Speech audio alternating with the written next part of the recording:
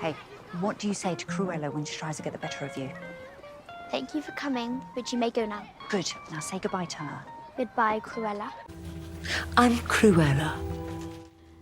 As the Disney movie Cruella gives us a glimpse of her childhood, the film hints at possible mental disorders that's never diagnosed or fully discussed. But when it's mentioned, it's briefly spoke about when a concerned friend of Cruella says, like the old Estella, but then continues to support Cruella's antics. I am woman. Hear me roar.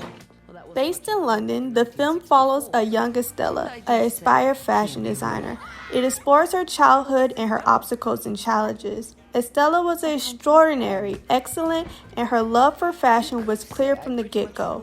Her strongest traits were often seen as rebellious, and much of her younger years are marked by her mother, Catherine, a kind and gentle woman, constantly encouraging Estella to try and fit in with everyone around her. Her career as a fashion designer began as an internship under the supervision of the Baroness von Hellman of the House of Baroness.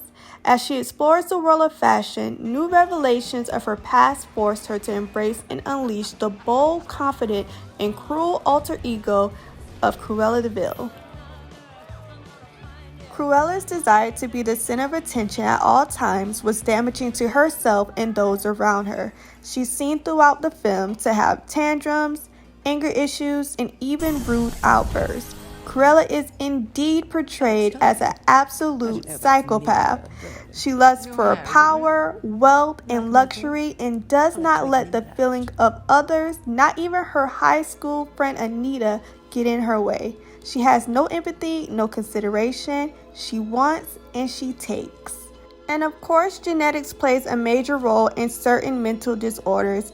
And even though Cruella was nurtured by a loving, caring mother figure, she could not escape the disorders within her own mind that was passed down from her biological mother, who was Baroness von Hellman. Portrayed and even mentioned as a psychopath in the film, she shows that the only person who matters is herself. With her notable lack of empathy for others, she considered herself the most important person in the room always.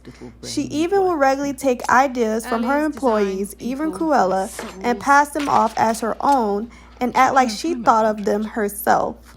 She definitely seems to enjoy using her power over others in several ways, one of which is physically harming them too. In the movie, she cuts Estella's arm while she's working on an outfit. Not only does she not apologize, but she also asks another employee if she could find a shade of red that matches Estella's blood. Now that's pretty crazy if you ask me. Watching Cruella led me to look at the film from a different perspective.